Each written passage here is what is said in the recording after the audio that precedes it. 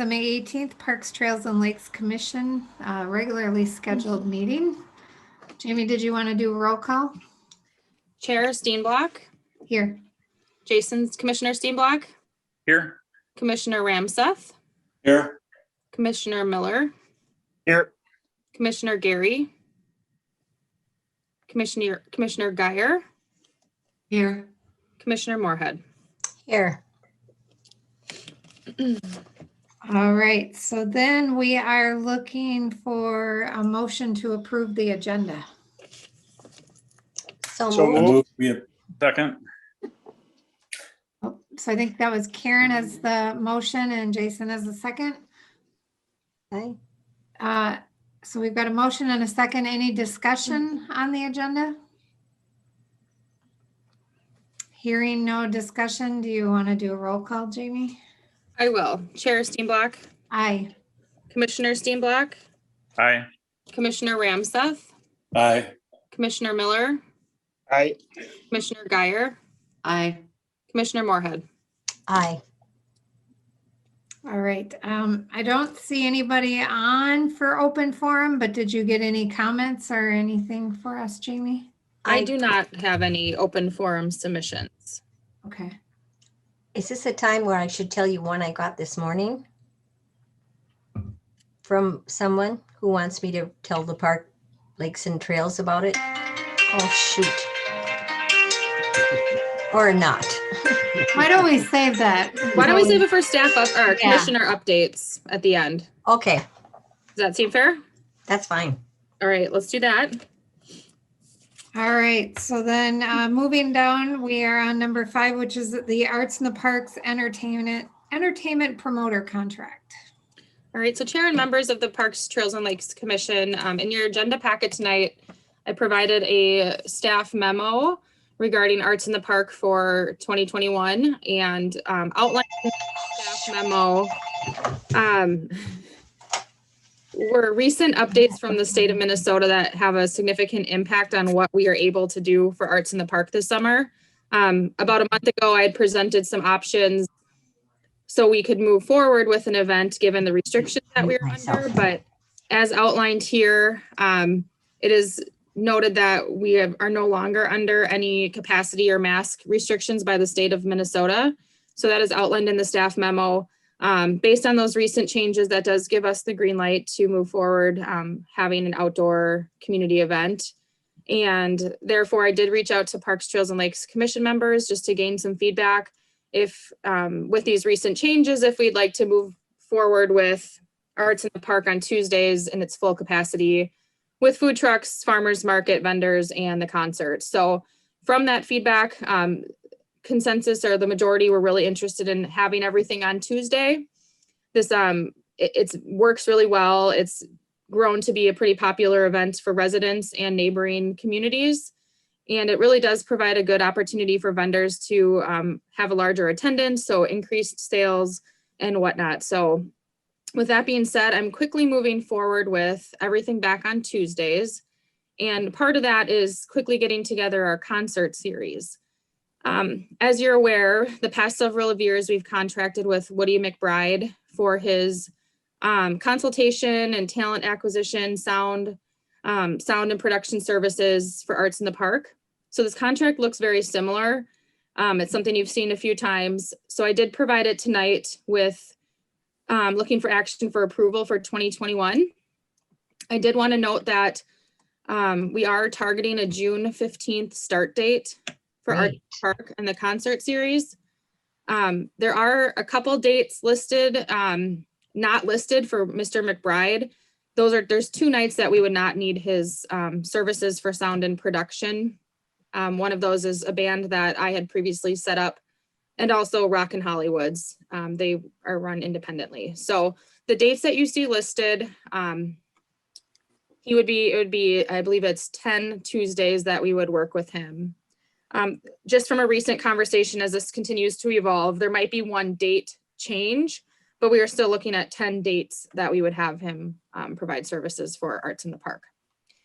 With that being said, again, everything is pretty similar to previous contracts, the same compensation amounts. And with that being said, if there's any questions, otherwise we are looking for a motion tonight to approve a contract to work with Woody McBride. Happily approve that contract language. Is that a motion? And It a is second. motion.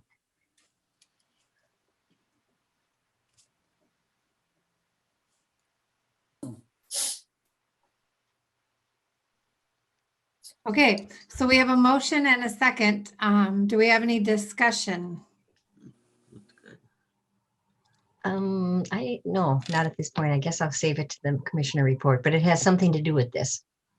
Okay, so a motion and a second, hearing no discussion. Jamie, do you want to do roll call? Yeah, Chair Steenblock, Aye. Jason Steenblock, Aye. Commissioner Ramseth, Aye. Commissioner Miller, Aye. Commissioner Guyer, Aye. Commissioner Moorhead. Aye. All right, motion carries. That was quick. That was really quick. Exciting news too. We're back Yeah. on track. Yay. Very It exciting. is exciting. So Very this exciting. this will get to the city council meeting on May 24th for their, typically this goes on their consent agenda, but this will be for May 24th for council consideration. Okay. All right, well, next on the agenda is the athletic field fee structure. All right, so Chair and members of the Parks, Trails and Lakes Commission, as you're aware, we've been working through some changes with our athletic field and facilities and the process and procedures with that. We've talked about setting a fee structure for our fee schedule, and have kind of diverted a little bit from that as we were working through a contract with the Forest Lake Area Athletic Association. So we've discussed multiple times what the fee schedule should be in our 2021 city fee schedule. Now that we've finalized and have a fully executed contract with the Forest Lake Area Athletic Association, where we did end up including a season permit fee as part of that agreement. The next step and the final step in this is to set the fees for residents, non-residents, and other users of not only Fenway Fields, but our other fields, including having tournaments at the park. So tonight before you is a summary of items that we've talked about in the past and fees that we've talked about with the Forest Lake Area Athletic Association, and a summary of this would be adopted into an ordinance amendment from City Council and into our fee schedule. So with that, looking for any questions, otherwise looking for a motion to approve the field fees that you see presented tonight.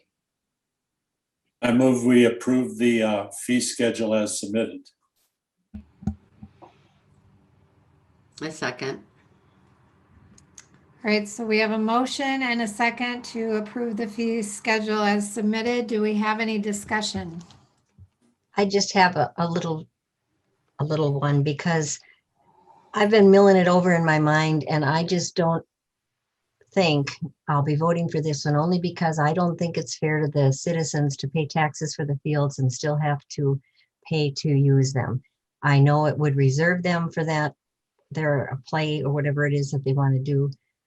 But something just doesn't strike me as well as to have fees for the different city parks, especially those that aren't at Fenway. So it's not a big deal. I know it's going to go through and that's fine. And it's a year, so we'll all live through it and see. But I just can't in my heart want to vote for fees for using the fields. Thank you. Any other comments or questions? I've got a question. What are the fees that are charged to community ed? Would they be a nonprofit youth organization in this scenario and get charged $10 per field? How I would interpret it is as a school, like they would not have a fee because they're not listed on here as, they would not, I don't think they would fall under the nonprofit youth organization. So we would not have a fee listed for that unless you think it should be listed as $0 for schools. But generally I don't think schools would have a fee. Okay. And and when you say schools, that includes the community ed for like the T-ballers and that type of thing?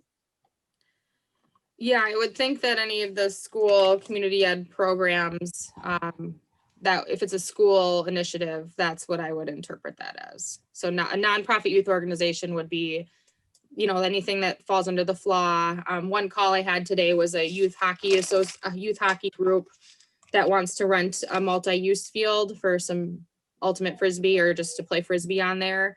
So they would fall under the youth association. So Oh. no charge to schools as part of this. What field did they want to rent? Just one of the multi-use fields. Which is what? One of like the football, lacrosse, soccer, whatever kind of sport that you'd want to play out at Fenway. One of the 3 fields. They just want to make sure they have one available for about 2 hours on a Sunday evening. And that we have to cross-check with FLA then to make sure that there's nothing going on? We already we have a scheduling system in place and already have all the FLA schedules and did check to verify that they don't have anything scheduled at that time. Kind of redirecting us back because we have a motion on the floor. Did we have any other questions or comments on this before we do the roll call? All right, Jamie, do you want to do roll call? Chair Steenblock, Aye. Commissioner Steenblock, Aye. Commissioner Ramseth, Aye. Commissioner Miller, Aye. Commissioner Guyer, Aye. Commissioner Moorhead. No. All right, so motion carries and there passes on that one. The next one is item 6 on the agenda. There's no action, but it's for discussion purposes only, which is the Birchwood Estates Parkland dedication. All right, so Chair and members of the Parks, Trails and Lakes Commission, included in your packet is a brief letter from our zoning administrator, Donovan Hart, regarding a new project that is in the works and that will be coming forward with a concept plan at our next meeting. But it's the Birchwood Estates project, and included in the letter from Administrator Hart, he indicates and identifies the parcel that this development is coming forward on. It's adjacent to the Hawthorne Heights development, right off of 202nd and 202nd Street North. And in speaking with Administrator Hart, this is coming forward as a discussion night, just very preliminary. He would like to gain a little bit of insight for the developer and preliminary thoughts from the Parks, Trails and Lakes Commission on initial thoughts on parkland dedication requirements. As he noted, you know, based on some of the information provided on nearby parks and future parks, you know, is it initially the Parks Commission's thought to just take cash for this project, land, or is there a potential for some land and cash? And just some feedback tonight's helpful so that Administrator Hart can let the developer know as they finalize their concept plan. And again, this is very high level preliminary. The actual concept plan will come forward from the developer at a subsequent meeting. So on page 2 of that letter, Administrator Hart did outline some information from our 2014 master plan and our city's comprehensive plan that identifies future parks. I will share my screen here. Just give me one quick moment to do that. Okay, are you able to see this? Yes. So the blue here outlines this project that's coming forward for Birchwood Estates. Right here in the red is the Chestnut Creek development. The phase 1 has been completed on this portion of the parcel. But in phase 2, which is right here where my cursor is, when this gets developed out, there has been conversation on taking some land for parkland, because in phase 1, we just took a cash payment. So this whole development, there currently isn't any parkland available. So that is part of the conversation. So you will see in phase 2 of this, which will be kind of right over here, there will be some parkland dedicated for that development. So close proximity. Otherwise, the next nearest park, Southview is fairly close by to this development, right off of Goodview here. But currently there's no playground equipment, or really it's undeveloped at this point. It's just the parkland right now. And then otherwise we have not too far away, we have Bridle Pass and Bridle Pass Park and Preserve Park. So just based on that information, I'm just going to turn it over for discussion if you have any initial thoughts. But again, just high level tonight so that we can give some direction as they finalize a concept plan. If you want that concept plan to include any parkland, or if it's just, you might be leaning towards a cash payment acceptance on this project. So with that, if you have any questions, or I'm going to open it up to just initial discussion. This is Doug. I have a question on the Chestnut Creek second phase. Is there any timeline on that? That's a great question. And Administrator Hart said that could be as soon as like a year, but it could be up to 5 years. So it's really uncertain right now of what that timeline will look like. So that's a huge variable on when that will come through. Do we know how many homes are going to be in the proposed park that Donovan is talking about? Yes, I confirmed that I believe if there was no parkland dedicated, they could do about 86 residential units, which would, if we just took the cash payment, would be $215,000. And also just to note, we're talking about the parkland dedication requirements, but as part of this project, there's also PUD, it's a PUD, so there's going to be some public trails and other amenities required. So there will be some conversation about some trail connections or trail amenities through here. And that's in addition or separate from parkland dedication. But I did just want to note that we will have an opportunity for some trail connection too.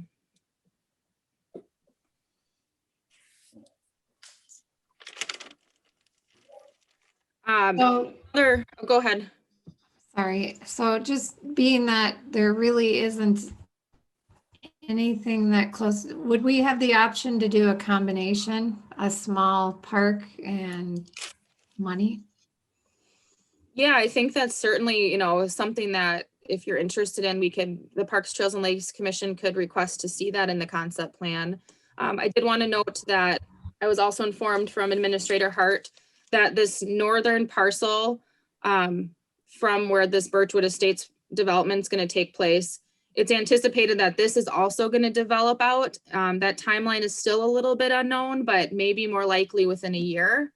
So there could be an opportunity to, get some parkland in that project coupled with some parkland in this project to service not only these 86 residential units, give or take. This Hawthorne Heights development really doesn't have a very easy access to parkland. So that's additional feedback, is this northern parcel is also going to be developed. Mr. Hart did say that this northern parcel does have a lot more of wetlands. So this current Birchwood Estates property is more conducive or more highlands that would be better land for park development. It sounds like we have a lot of unknowns and future development. And so Yeah, now I'm wondering if we take the money and then wait until. Yeah, I'd lean to agree with that. I'd agree with that too. Take the cash parkland dedication fee. Well, it is kind of intriguing if, as Jamie mentioned, putting a park kind of on the borderline of both of those, and it could be perhaps a bigger park, and we're going to have cash from both of them, so we could probably set it up fairly well. So it would be nice to me. I think it would be a good idea if we could have that contiguous land there that share both of them, turn it into a park if that's at all possible, and then use the cash from both of them to put some decent playground equipment in. I would agree with that, Doug. I have to figure out if there's a wetland that would abut that property, Yeah. that wouldn't be good. But if it'd be possible, because I do think that if we do take the money, that we should have a firm commitment that that area is going to need something. Hopefully, like you said, we could use a combination, but if not, something. So I guess the question I have is, we still have a lot of parks that need updating. And if we do a park there, that Jamie, did you say it was around 250,000? 215,000 is an estimate based on, we just did the cash payment and no parkland included in that. Yeah, and then so if we put a park there, that park's gonna cost more than $215,000, I think. With the growing with the growing playgrounds and stuff like that, and the cost of everything going up. Yeah, I think that's a good point. I think Commissioner Ramseth commented, that if we did a combination where we would have some funds from each of these developments to fund those improvements. The city is also still working on a 10 or 15-year financial plan where we could look at, potential funding opportunities to help with some of those park replacement projects that are outstanding, that are coming up being due. So there's an opportunity there. But I think if it's a combination where when we are accepting land, we accept some cash, that really should fund your projects for any future developments that come in when we are taking land, that really the developer should then provide some cash payment to put in the amenities at that location. because we do want the Maybe, is it- development to look, good. We don't want to start pitching pennies on one because we haven't quite finished another. But I agree that we have to keep in the mind all the time that we do have some updates to consider. I just think one of the big picture considerations for the city is, the number of parks that we acquire. Then you obviously have additional maintenance and long-term planning for that. I think about currently, even though we have 23 parks, I think 13 of them currently have park amenities, whether it's a playground of some kind. So that's our current inventory. So I think that's more of the long-term plan of, if we do take on parkland and provide amenities, just to know that that will build on eventually with our maintenance and our repair, and our budgets will have to increase for that component down the road. The good thing is they bring in a lot of homes that have a lot of tax base. So that helps everybody. Correct. Jamie, are these going to be the same developer? Or are they two separate projects altogether? So another great question. So the Birchwood Estates development that we're talking about tonight is a different developer to the one at the north. Okay.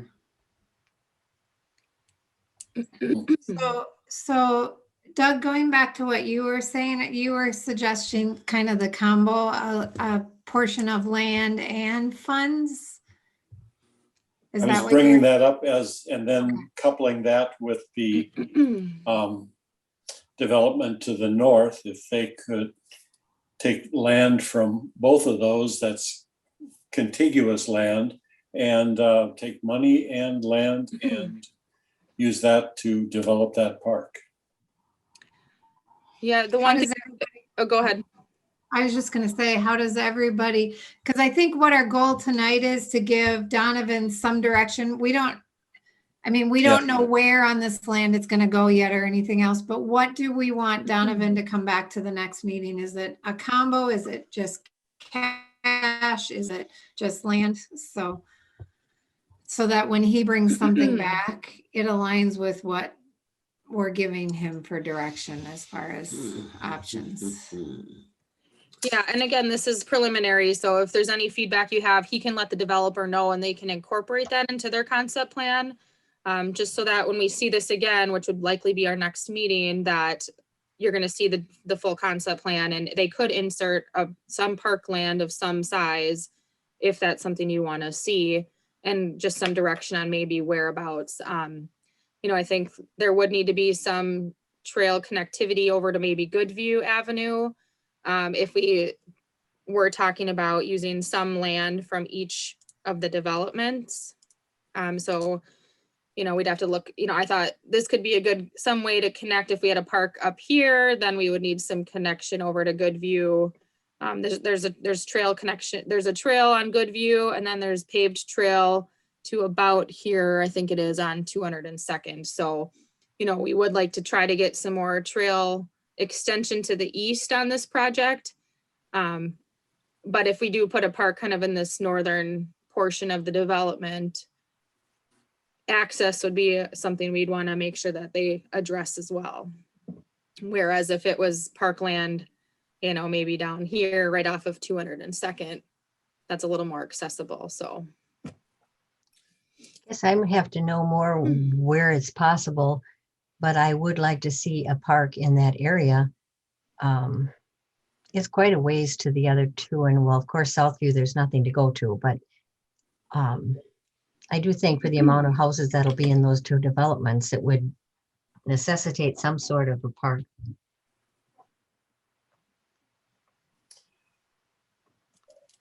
So I guess we've got some of us Well, that want a park and some of us that want money. Do we meet in the middle and ask Donovan to give us a plan that looks at both, or? Well, Yeah, that's kind of what I was thinking. We could say, well, we would take the money, but if there's the opportunity to put a park between those two parcels of land, that might be something we would like to look at as well. I Okay, agree. I agree with that. I think that's sufficient feedback and direction for staff. And I think the intent for tonight was just to introduce this at a very beginning stages of this so that the developer has some feedback in their concept plan creation. So I think I'm good on my end unless there's any other comments or feedback. my only other piece of feedback would be that the land needs to be in a decent, it can't be wet land or completely surrounded by Yeah. wetland. Swim to get there. Yeah. Okay, I have that noted. Everybody else okay with that? I think it sounds good. Okay. All right, and again, this will come to a concept plan, will then come back to the Parks, Trails and Lakes Commission. So I will share this with Administrator Hart and he'll be in contact with the developer for that. Perfect. All right, so then next on the agenda is the North Shore Circle Parkland Stormwater. Yes, this is an update sharing on behalf of our city engineer, Ryan Goodman. At a recent city council meeting, city council discussed and approved a project to update and install new lift stations along North Shore Circle Street. And so as part of this street and utility improvements project, this is going to trigger the full watershed permit requirements. So the city will be looking for areas within the project boundaries where they can meet their rules and requirements from the watershed district. So there's two areas within that general area. Both are North Shore Circle Parks, and I'll just show you really quick here what they're considering. But it was just asked tonight to let you know that this is coming up in the near future. Our city engineer does plan on attending our July meeting to share some more information on this, but just as a very preliminary opportunity to let you know that this is going to be coming forward. And let me just pull this picture up for you. Oh, give me 1 second. I was just going to show you the picture quick so you guys can see. And then that's all I have for that. Okay, I kind of have a double of the picture here. So these are our two park lands, and this is in the proximity of where they're going to be doing the work. So more to come July, but there will be some watershed district requirements and some discussion about these two parks. This one is their first priority, and then their second is listed here. So just wanted to give you an update and share that with you tonight. Aside from that, the only other update that I have tonight is just continuing recruitment for park rangers. It's been a little more difficult of a process this year. Our normal recruitment efforts that we've gone through have not been very successful. So we are continuing that effort this week with additional outside of the box opportunities, sharing, putting up some signs at the park, sharing with different groups within the community to help try to recruit some park rangers. It's part-time, nights and weekends, and pay is typically $12 an hour. So we're going to look at what we can do to try to get some more people recruited for that. But just wanted to share that we are having our typical process has not gotten us applicants like we're used to. So we're going to continue that effort. So What's the age requirement? prefer 18 and over so they can be covered if we need to do any driving. But it is a very independent job. I've hired people that are 17 if they are qualified and capable to work independently and confident to do the duties as assigned. So if you have any additional thoughts on where to share this and who to share it with, or if you know of anybody looking for some extra work this summer, we are looking for some staff for that yet. Jamie, how long have we been paying $12 an hour?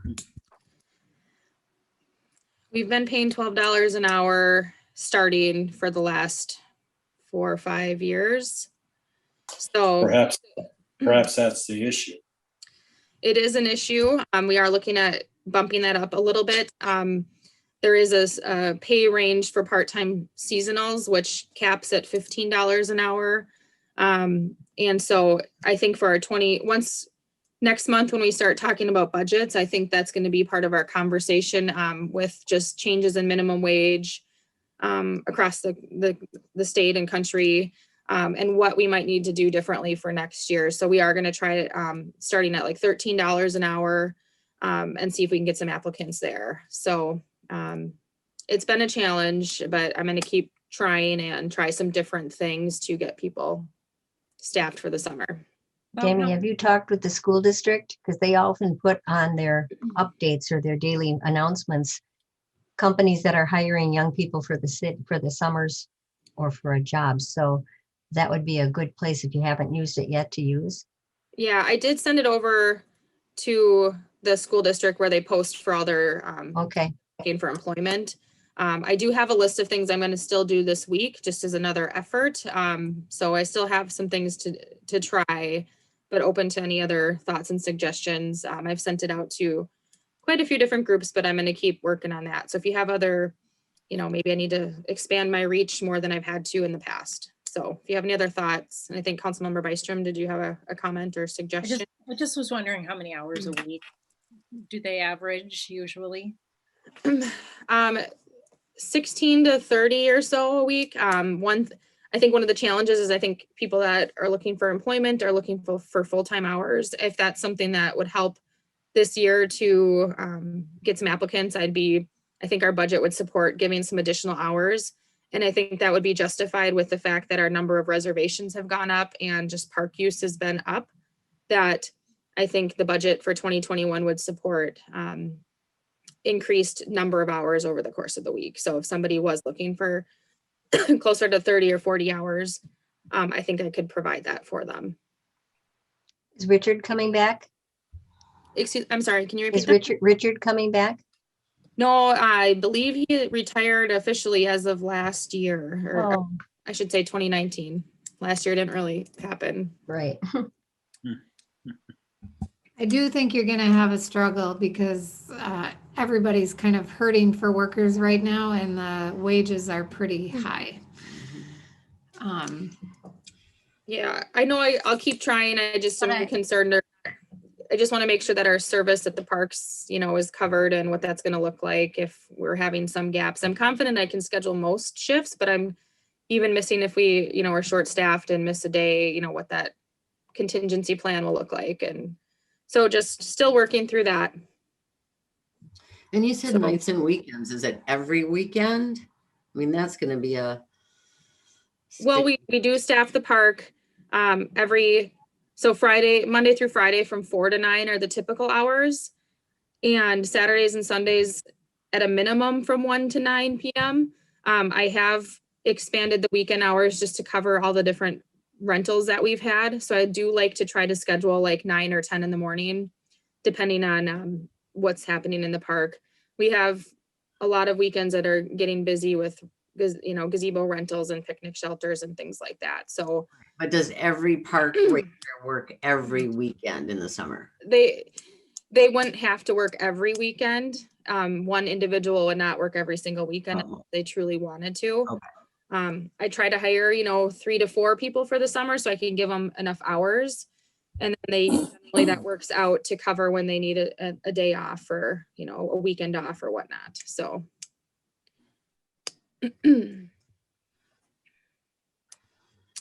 So I don't have any Any further. other questions?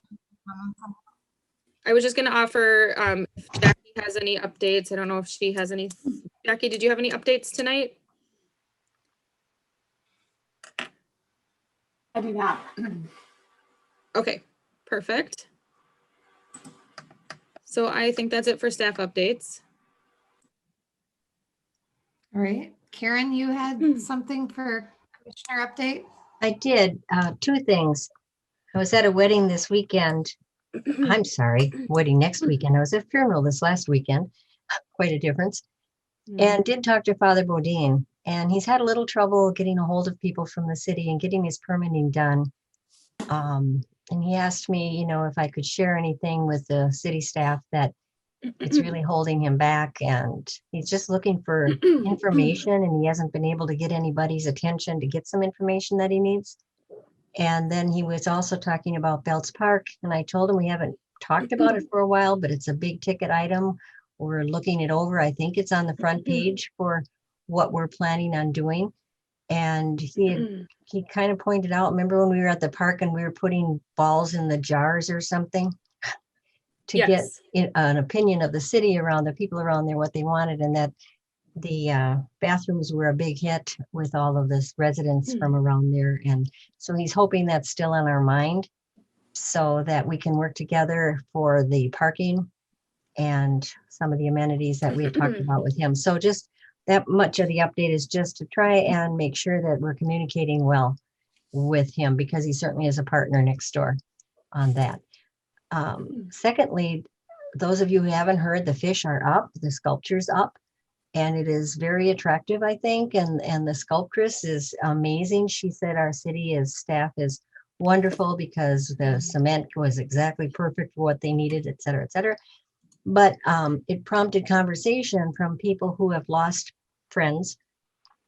Would there be a memorial of some sort where they could purchase a fish in memory of their friend? Because they see this kind of taking off as maybe something like the white bear, and maybe it's the Forest Lake fish is what they were chatting about. But I said, you just can't go putting a fish here and there. And so then they talked about what I mentioned to the Parks, Lakes, and Trails about some sort of a memorial part, whether it be marked off or something where people could buy these fish and then have them in the memorial park. So brought it up, don't know, much about it, but looking forward to ideas from people and what they think, what they see. Great. Thank you for the updates. I will follow up with did you say permits? Is that what he was originally calling about permits? Yeah, the shed is done, but it's the house now that he had to do something in the ground and he had to know where things were. And I figure if he can talk to the city staff, he'll get a more accurate description of what it is that he's having trouble getting, but. Sure. No, I will follow up with the permit department tomorrow. And then as it relates to Belts Park, yes, that is definitely our top priority. I actually looked back. I did get a draft parking agreement from our city attorney as an example of one we could consider for Belts Park and St. Peter's. So I'm ready to move forward with digging into that once we get Arts in the Park up and running here soon, and then continue those conversations regarding the priorities for that master plan. So that is coming up again. COVID obviously threw a huge curveball, and we're now transitioning out of the COVID world. So I feel comfortable once Arts in the Park gets up and running here soon, we should be back to kind of hopefully some business as usual and a little more normal flow of work. So. Okay, but we're still as. Jamie, one of the things. Oh, go ahead. I was just going to ask again. Go ahead, Karen. are we still looking at that warming house and bathroom situation as one of our priorities? Yes, that was identified as part of the master plan as one of the top priorities of that project. Okay, thank you. Yep. I'm gonna go backwards a little bit, Jamie. And this was one of the things I was gonna ask under Arts in the Park is, Jackie, are you working on any type of communication plan for Arts in the Park and material? And if so, what does that look like? Or can you come to the next meeting maybe to be able to show us so we could see? I what have that- started on some preliminary things. As the last time I talked to Jamie, she wasn't quite ready for them yet. So we will be working on stuff for Arts in the Park, definitely, but we don't have a solid plan yet. But that's definitely coming up. Okay, We'll be able to roll out communications starting next week. So we'll be ready to go with that. Everything else should be, the concert series draft lineup is in place, and I'm just fine tuning things in the next day or two. So we'll have the schedule and ready to start the communication. So And I have started playing around with some designs as well. So I've been working on it. thank you. All right, Back to the fish. any other, oh, sorry. Back to the fish. So I guess, is the fish part of the parks, or is it a city policy on artwork and? Yeah, they such? haven't quite got the policy written, but it is definitely in the city property, as I understand. It's where the Christmas tree goes. And it just went up today, so you'll be able to see it, but isn't that city property where the tree goes? Yeah, I didn't know if it was parks, if what we were talking about here was a art policy more so than a park. They were thinking like the bricks for the veterans, or that, people could get a bench for people, that it would be something, if we could come up with something creative that people could have as a memorial to their loved one. But you just can't start, sticking these things all over. In my mind, we have to have some sort of a place in the park where it would all be in one area. And I'm not sure what that is, but. Yeah, I think that sounds, I think after we look at it and kind of muddle that one over, I think that could be a future agenda item if there's an opportunity for some kind of program like that. I've also, not to talk about just, fish is relating to this project, but I also have made some progress with a tree donation program as well for city parks, where for $300, you can donate $300 to purchase a tree with a memorial plaque by it. So I think we can tie in a future meeting agenda item around park donations and what that would look like and what the options are. And I think it ties back to probably again 2019, but we started talking about like what are some of those opportunities for donations for parks. So I think that would be a good future agenda item to and fish, trees, and whatever else we might have as an option. Okay. Kind of on that note, Jamie, who is I'm sorry for the chiming in the background. We love the chimes. So who is responsible for the veterans bricks that are in the along the lake? So there's two sets of pavers. There's the Veterans Memorial Program, which is closer to the beach house, but you're talking about the pavers down by the lake?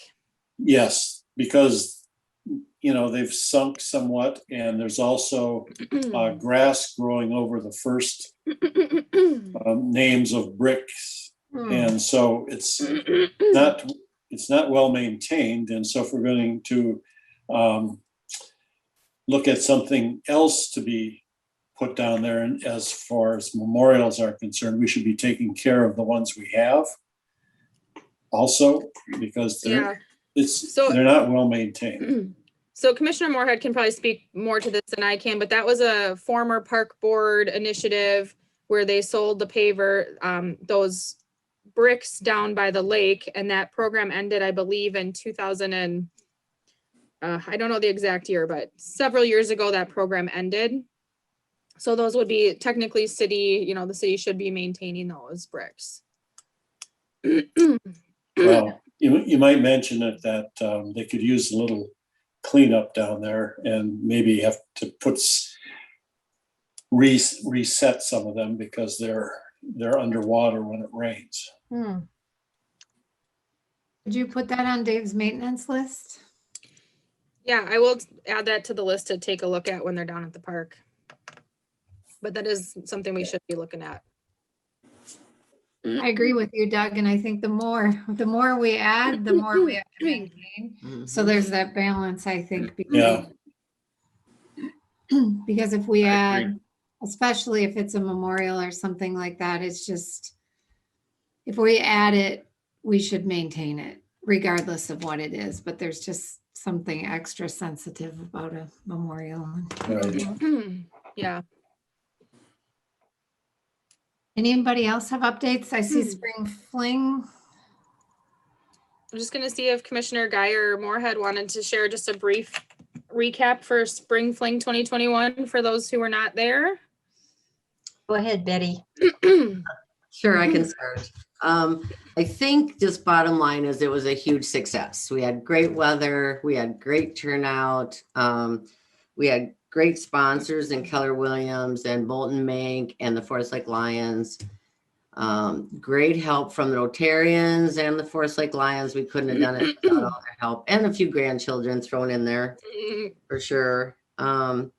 I think we had like 229, because we don't really keep track, but we had 229 kids sign up for some of the giveaways. So if that's a gauge for us at least. And it was busy early and then steady the rest of the time. So it was really good. Karen and I will be doing a final recap on just kind of what went well and what we might want to change next time. But so you guys can jump in there. If you have Thanks, anything Betty. else. Yep. I just agree very much with what she said, and talk about busy. Jamie and Betty and I worked the whole day and were very busy the whole time. It would be on my list of things for next time too. We didn't have any visitors or help from the city staff, the mayor, anybody. And also, I know the commissioners, and I know some were busy and we had known that, but I think we do have to have more of a joint effort because it is a huge success.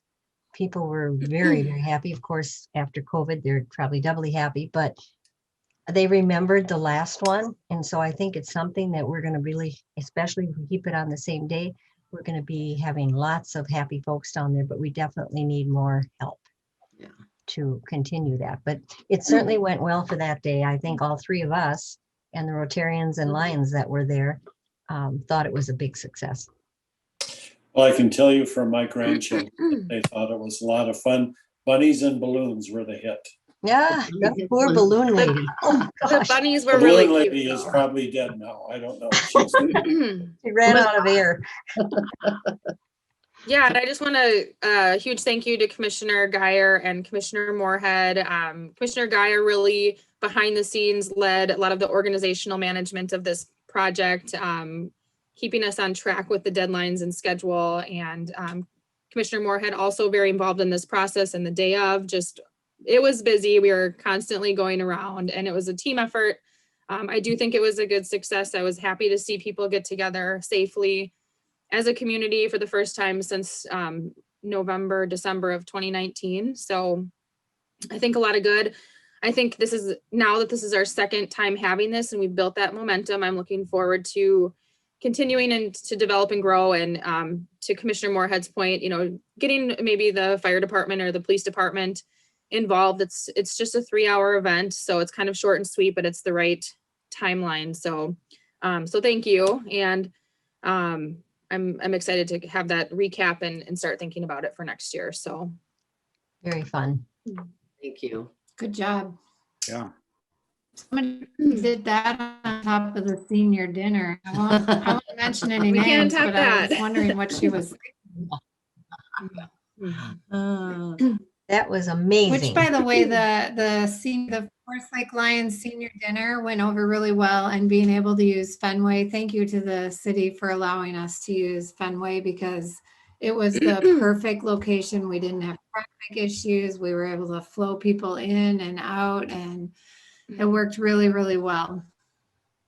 Yeah, we did get feedback from our chief of police as well that just flowed really nice. So just for future for us, if we think of any opportunity for some form of drive-through event, or if there's something that we want to do, that area did work really well for that kind of event. So. Many happy seniors in this Forest Lake area for sure. All right, anybody else have any updates?